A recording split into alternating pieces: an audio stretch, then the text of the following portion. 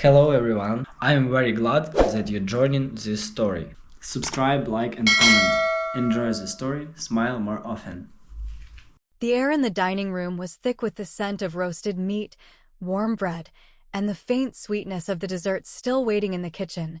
But beneath the surface, beneath the casual hum of conversation and the clinking of silverware against plates, there was something else, something unspoken, something that had lingered in this family for as long as I could remember. The weight of expectation, the invisible but ever-present divide between me and my sister, the silent agreement that Olivia was important while I was just there. It was always the same, always had been, from the time we were children sitting at this very same table, my parents leaning in eagerly as Olivia chattered about her day, their laughter spilling out effortlessly at her every joke, while I sat quietly, waiting for my turn that never really came. I had learned a long time ago that I wasn't needed in the same way she was, that my existence was something expected but not celebrated, that my successes were met with polite nods while hers were paraded around like trophies. I could still remember the birthdays, year after year, Olivia unwrapping expensive gifts while I received something reasonable, something practical, something that was given with the kind of strained smile that suggested I should be grateful just to be acknowledged. I had spent years pretending it didn't matter, convincing myself that I was above the need for their validation, but the truth was, there was something inside me that had never quite stopped waiting for it, had never quite stopped hoping that maybe, one day, I wouldn't be second place in my own family. But that hope had long since withered, and tonight, as I sat across from Olivia, watching the way she basked in the attention as if she had earned it, as if this wasn't just another predictable evening where she played the lead role while I sat quietly in the background, I felt nothing but a strange, steady sort of calm. I had already known what was coming, had already prepared for it, had already spent too many years bracing myself for the inevitable, so when Olivia leaned back in her chair, swirling the last sip of wine in her glass with a smug little smile, I didn't so much as flinch. The conversation had been winding down, my parents still laughing over some story Olivia had told about her very important job, her very important friends, her very important life, and then, as the plates were being cleared and the first round of coffee was being poured, she tilted her head, looked directly at me, and said it. "Mom and Dad are leaving me everything, you won't get a cent." It was so casual, so effortless, so utterly devoid of hesitation, as if she had been waiting for the perfect moment to say it, as if she had been planning it all along, as if this was the grand finale to an evening where she had already won. I could see it in the way she lifted her chin, the way her lips curled just slightly at the edges, the way she wanted to watch me react, wanted to see something crack, wanted to feel the satisfaction of knowing that she had secured her victory once and for all. I could feel the room shift, could hear the faint scrape of a fork against a plate as someone hesitated mid-bite, could sense the way my mother tensed slightly beside her, as if she hadn't quite wanted it to come out this way, as if she had hoped to keep up the pretense of fairness just a little bit longer. My father, on the other hand, didn't look the least bit concerned, his expression neutral, his gaze flicking toward me only briefly before he reached for his coffee, as if he had already moved on. As if this was just another simple fact of life that didn't require further discussion. I let the silence stretch between us, let Olivia sit in it, let her think, for just a second, that she had caught me off guard, that she had won, that I would lower my eyes and swallow my pride like I had done 1,000 times before. And then, slowly, I smiled. I reached down, slid my purse onto my lap, unzipped it carefully, took my time, made sure that every second of hesitation was deliberate, made sure that she felt the anticipation building, made sure that whatever she had expected from me was about to be replaced with something she had never seen coming. I pulled out the envelope. It was thin, unremarkable, just a simple piece of paper tucked inside, but as I set it down on the table in front of her, as I slid it toward her with the same easy grace she had used when delivering her grand announcement, the air in the room shifted again. I could see it in the way her smirk faltered just slightly, in the way her fingers twitched against the tablecloth, in the way her confidence wavered for the briefest moment as she realized, too late, that she had walked straight into something she wasn't prepared for. I leaned in just slightly, my voice quiet but steady, my words slipping into the space between us like a carefully placed dagger. "Then you'll be needing this." And just like that, the game had changed. Olivia's laugh was sharp and immediate, the kind of forced amusement that carried more arrogance than actual humor, the kind of reaction meant to remind me that she had already won, that this little stunt of mine, whatever it was, couldn't possibly shake her. She tilted her head back slightly, flashing that same overconfident grin she had worn since we were children, the one she used when she was showing off, when she was certain she was untouchable, when she knew she had my parents' unwavering support behind her. "Oh, come on," she scoffed, her perfectly manicured fingers tapping the envelope like it was some silly little joke she wasn't in on yet. "What is this? Some desperate last attempt to make yourself relevant? Let me guess. Did you print out a fake will? Or maybe a tearful letter about how unfair life has been to poor, forgotten little you?" I didn't answer, didn't react, didn't so much as blink, just kept my gaze steady, my hands folded neatly in my lap, waiting. She was stalling, trying to turn this into something ridiculous before she even knew what it was, trying to strip away the weight of the moment before it could settle in. But I saw the flicker of doubt in her eyes, the way her fingers twitched slightly against the paper, the way her breath hitched in a way that no one else might have noticed, but I did. She could pretend all she wanted that this was nothing, but she felt it, even if she didn't understand why yet. "Go ahead," I murmured, my voice soft, measured, almost polite, the contrast to her smugness making the tension stretch even tighter between us. "Open it." For a split second, she hesitated, a tiny fracture in her bravado, but then she scoffed again, shaking her head as she slid a single nail under the flap of the envelope, her movements just a little too slow, just a little too careful. Like her subconscious was already bracing for something her conscious mind refused to acknowledge. I could hear the faint rip of paper, could see my mother shifting uncomfortably in her seat, could feel my father's gaze flickering between us like he was trying to calculate how much damage control would be needed once whatever was inside was revealed. Olivia pulled out the folded document and smoothed it open, her eyes scanning the words with an easy confidence that lasted all of 3 seconds before something changed, before the color began to drain from her face, before the smirk melted off her lips, before her fingers tightened around the edges of the paper like it might fly out of her grasp if she wasn't careful. I watched her throat bob as she swallowed hard, her breath coming out just a little too sharp, her pupils dilating as her eyes darted back up to mine, no longer filled with superiority but something closer to uncertainty, something she wasn't used to feeling, something she didn't like feeling. "What?" she started, her voice quieter now, almost hoarse, like the air had been knocked out of her lungs, like she couldn't quite bring herself to form a complete sentence. "What is this?" I leaned back in my chair, tilting my head slightly, letting the moment stretch, letting her sit in it, letting her feel the same weight I had carried for years, the same slow, suffocating realization that everything she thought she knew was about to collapse beneath her. "You tell me," I murmured, gesturing toward the paper still clutched in her hands, my voice carrying just enough amusement to let her know that this wasn't just a fluke, wasn't just some empty attempt at revenge, wasn't just a desperate grab for attention. This was real, and judging by the way her hands were beginning to shake, she knew it. My mother made a soft, choked noise, reaching for the document with the same panicked urgency she used whenever Olivia was in trouble, the same desperation she always had when it came to protecting her favorite child from the consequences of her own actions. But Olivia yanked it back instinctively, her mind too caught up in what she had just read, too fixated on the implications of what was now sitting in front of her to let go. I could practically hear the wheels turning in her head, the rapid-fire calculations as she tried to make sense of something that didn't fit into the carefully crafted world she had always lived in, the world where she got everything and I got nothing. The world where she never had to question security, where she never had to worry, where she never had to doubt.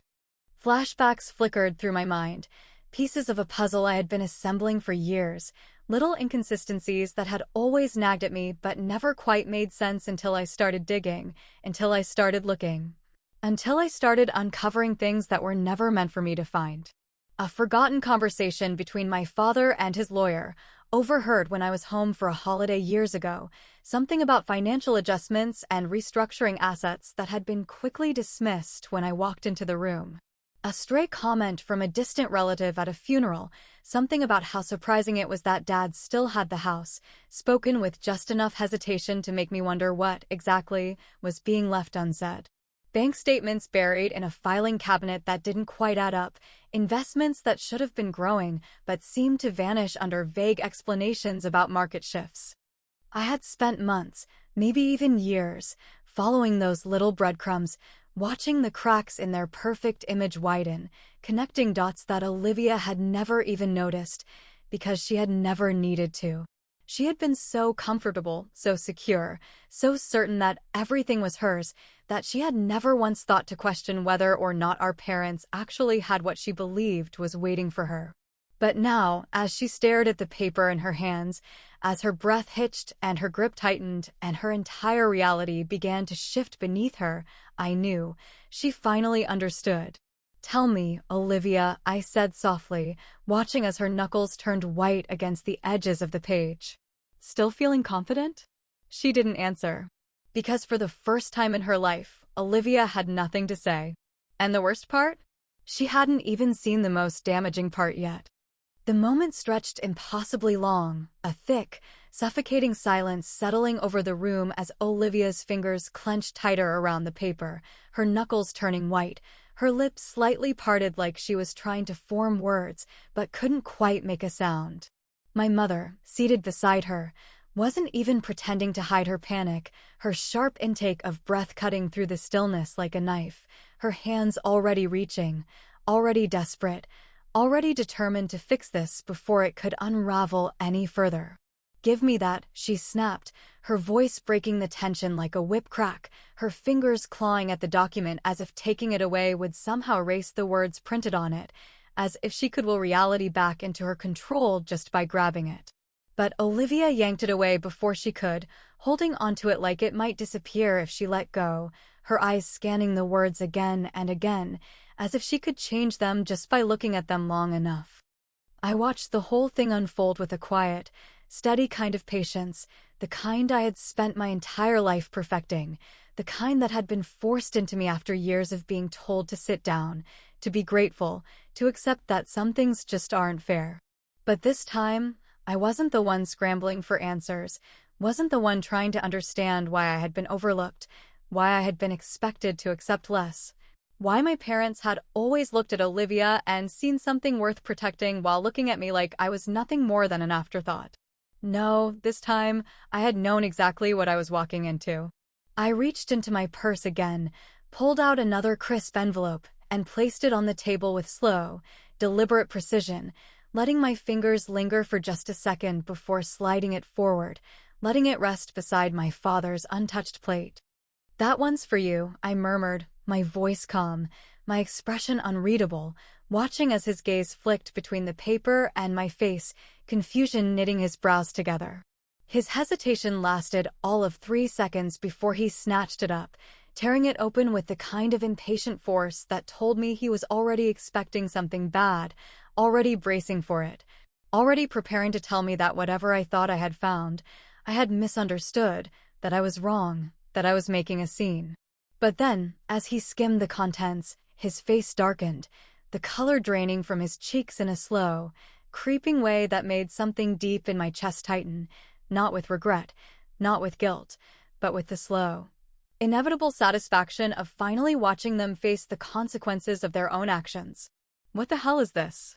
he demanded, his voice sharp and edged with something dangerously close to fear, his eyes snapping up to meet mine, demanding answers, demanding control, demanding that I fix this for him the way I was always supposed to.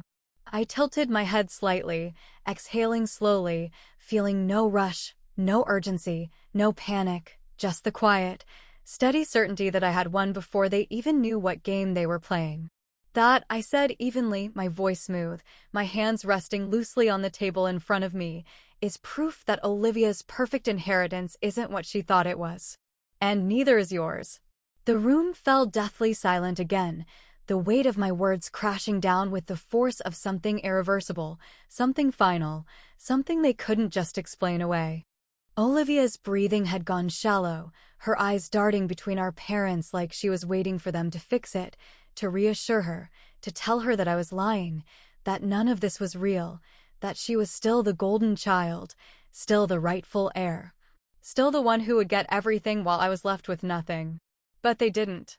Because they couldn't.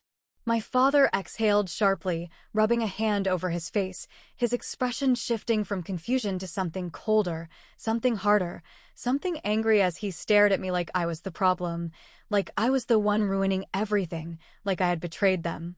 Instead of the other way around. This isn't, he started, his voice tight, controlled, but I shook my head, cutting him off before he could even try to gaslight me, before he could even attempt to turn this into my fault. It's all legal, I said, my voice still infuriatingly calm, still steady, still unshakable in a way that made Olivia's fingers curl into the fabric of the tablecloth like she needed something to hold on to. I had lawyers check everything. I had accountants look into the assets. I dug deep, Dad. And what I found? I let out a soft, humorless laugh, shaking my head just slightly. You two made a lot of mistakes. You weren't nearly as careful as you thought you were. My mother sucked in a breath, her hand flying to her mouth, like she was just now realizing the extent of what I had done, like she was just now feeling the weight of it, like she was just now realizing that this wasn't a fight they could win. Flashbacks flickered through my mind. Months of gathering documents, of making quiet phone calls, of meeting with lawyers who raised their eyebrows at the mess I had uncovered but nodded in confirmation when they told me exactly what it meant. My parents had mismanaged their finances badly, had made assumptions about how much they had promised Olivia an empire that didn't actually exist, had set her up for a future that was nothing more than an illusion. Olivia was expecting to inherit everything. But there was nothing left to inherit. I leaned forward slightly, lowering my voice just enough that only she could hear me, letting the words sink in, letting them settle in the space between us like a final nail in the coffin of her perfect little world. It was never yours, I whispered, my voice barely above a breath. And when she finally looked up at me, her eyes wide, her mouth trembling, her voice barely managing to form a single, shaky question, What did you do? I just smiled. Because this was the moment I had been waiting for. The silence that followed my whispered words was the kind that settled into bones, the kind that wrapped itself around the air in the room and choked the life out of it. The kind that stretched so thick and heavy that even the clinking of utensils against plates had stopped entirely. My mother was still staring at the document in front of her, her fingers hovering over the paper like she was afraid to touch it, like she was afraid that the ink would burn her skin if she held onto it for too long. My father, on the other hand, was not the type to sit quietly when things didn't go according to plan, and I saw it happen in real time, the tightening of his jaw, the deep inhale through his nose, the slight flaring of his nostrils as he braced himself for the fight he thought he was about to win. This is wrong, he snapped suddenly, his voice slicing through the suffocating tension like a dull knife, rough and unpolished in a way that told me he wasn't used to losing control of situations like this, wasn't used to being caught off guard, wasn't used to being anything other than the person holding all the power. He shoved the papers back toward me like I had handed him something defective, something broken, something that simply could not belong to him. This can't be right, there has to be a mistake somewhere. This is ridiculous. I tilted my head slightly, watching the way his hands clenched into fists on the table, the way my mother was already blinking rapidly, already trying to find a way to fix this without actually addressing the truth of what had just been exposed. I had expected the denial, had anticipated the way my father would immediately reject the possibility that he could be wrong, that he could have failed, that he could have miscalculated something so massively, so catastrophically, that it had led us to this moment, here, in front of an audience of family members who are now shifting uncomfortably in their seats, pretending they weren't watching the collapse of the illusion my parents had so carefully built. My mother reached for Olivia's hand under the table, gripping it tightly like she could physically anchor her in place, like she could stop the panic from settling in, like she could convince her that everything was fine as long as she just listened to them, as long as she just trusted that they would fix it. "Sweetheart," my mother started, her voice soft, placating, the same tone she had used since we were children, the same soothing melody she had always reserved only for Olivia. "This isn't as bad as it looks. We just need to," but Olivia wasn't listening. Her hands were still curled around the edges of the document, her breathing shallow and uneven, her lips parted slightly like she was trying to speak, but no words were coming out. For the first time in her life, she wasn't in control, wasn't the favorite, wasn't the one being taken care of without question. The security, the entitlement, the power she had always carried so effortlessly, the certainty that her future was paved with the things she had been promised, it was gone, ripped out from under her so suddenly that she looked like she might actually be sick. "You lied to me," she finally whispered, her voice barely audible, her eyes flickering between our parents like she was searching for something: reassurance, an explanation, anything, but neither of them could meet her gaze. "We didn't lie to you, Olivia," my father bit out, his teeth gritted, his frustration simmering just beneath the surface now, bubbling up in the form of short, clipped words that barely contained the anger brewing beneath them. "This isn't about you. This is her fault," he spat, jerking his chin toward me, his glare sharp, his posture rigid, like I had walked in here tonight with the sole purpose of ruining their lives. "She dug into things that didn't concern her. She went looking for problems where there weren't any." I let out a short, humorless laugh, shaking my head as I leaned forward, resting my elbows lightly on the table, my voice steady, my words slow and deliberate. "Oh, there were problems, Dad," I murmured, my tone carrying just the slightest edge of amusement. "You just thought I wasn't smart enough to find them." His jaw tightened even further, his nostrils flaring, his hands flexing against the table like he was physically restraining himself from doing something, but what? What could he do? The evidence was sitting right in front of him, the reality of his failures spread out on the table like a meal no one wanted to touch. And then, finally, it happened. The thing I had been waiting for. The moment where, in his frustration, in his desperation to justify what they had done, my father let his guard slip just long enough to say the one thing I had always known but had never heard out loud. "We thought you didn't need it," he said, the words sharp, bitter, cutting through the silence like a blade. Olivia did. The air left my lungs in a slow, measured exhale, but I didn't react, didn't let them see what hearing those words did to me, didn't let them have the satisfaction of watching me flinch. But internally, something shifted, something final, something that clicked into place with the weight of years of being treated like I was less. Because this wasn't just about money. This wasn't just about inheritance. This was about the way they had always seen me. This was about the fact that, in their eyes, Olivia was worth more. I sat there for a moment, letting them feel it, letting them sit in the words they could never take back, letting my mother press her trembling fingers to her lips like she wanted to swallow them whole, letting Olivia blink rapidly like she was just now realizing what had always been true. Then, finally, I pushed my chair back slowly, the legs scraping against the hardwood, the sound loud in the heavy silence. I smoothed my dress, adjusted the strap of my purse, looked down at my parents with the kind of expression that told them this was it. This was the moment where I finally walked away. And with one last glance toward Olivia, her face pale, her fingers still clenched around a future that had never belonged to her, I exhaled softly and said the words I knew would haunt them long after I was gone. "I don't need anything from you," I murmured, my voice quiet, steady, unshaken. I turned toward the door, feeling lighter than I had in years, and without looking back, I added, "I never did." The moment I stepped outside, the cold air wrapped around me like an old friend, sharp and crisp against my skin, the kind of chill that reminded me I was alive, the kind that stripped away everything unnecessary and left only what was real. The distant hum of traffic echoed from a few streets over. The faint sound of wind rustling through the trees filled the silence that had been pressing against my ears for the past hour, and for the first time in what felt like forever, I could breathe. Really, truly breathe. I didn't look back. I didn't check to see if anyone was watching me go, didn't glance over my shoulder to see if my mother had followed me out in some last-ditch attempt to salvage the image she had so carefully curated. Didn't wait to hear my father's inevitable outburst when the realization fully settled in that this was a battle he had already lost. I didn't care if Olivia was still sitting there in stunned silence, her fingers clenched around the useless papers that had shattered every illusion she had ever clung to. Didn't care if my mother was frantically whispering to my father about how to fix this, how to control this, how to undo what had just happened. Because there was no fixing this, no undoing this, no controlling this.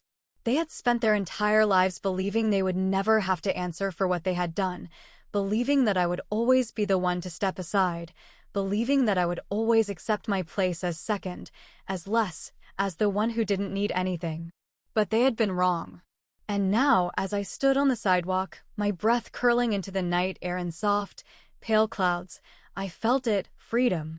Not just from them, not just from their expectations, but from the weight of the past, from the years of disappointment, from the decades of being overlooked. From the crushing belief that I had to earn my worth in a family that had already decided I was worthless. My phone vibrated in my pocket, the sharp buzz against my hip making me exhale a slow, tired breath, the kind of breath that carried with it a lifetime of exhaustion, the kind of breath that came after finally letting go of something you should have released years ago. I didn't even have to pull the phone out to know who it was, didn't need to see the name glowing on the screen to know that it was my mother, desperately trying to pull me back in before I was too far gone. I pulled it out anyway, squinting against the harsh glow of the screen, the message flashing across the notification bar like a plea wrapped in false assurance, like she still believed that words alone could keep me tied to them, like she still thought there was anything left she could say that would change what had already happened. This doesn't change anything. We're still family. Come back inside and talk. I stared at the message for a long moment, letting the words sink in, feeling the last remnants of my old self, the one who would have answered, the one who would have gone back, the one who would have let them explain fade away completely. This did change everything, whether she wanted to admit it or not. This was the moment I had been waiting for, the moment I finally realized I didn't have to listen, didn't have to explain myself, didn't have to be the one to smooth things over. I lifted my fingers over the screen, hesitating for only half a second before typing two simple words, the final words I would ever send her, the final words that sealed this moment, the final words that freed me in a way nothing else ever had. Not anymore. I hit send and immediately powered off my phone, not waiting for a response, not caring what excuses or apologies or desperate half-truths would come next, not giving her the chance to manipulate her way back into control. For the first time in my life, I didn't need to know what she had to say. My phone buzzed again in my hand, the sensation a ghost of its usual urgency, the vibration barely registering as I slid it into my coat pocket without looking, without checking, without even considering opening the message. Maybe it was my father, trying to demand that I be reasonable. Maybe it was Olivia, trying to bargain her way back into the life she thought was promised to her. Maybe it was my mother again, trying a softer approach, trying to rewrite the past before it had even settled. But it didn't matter, because I wasn't going back. I took another deep breath, lifted my head to the sky, and for the first time in my life, I walked away, without hesitation, without regret, without once looking back.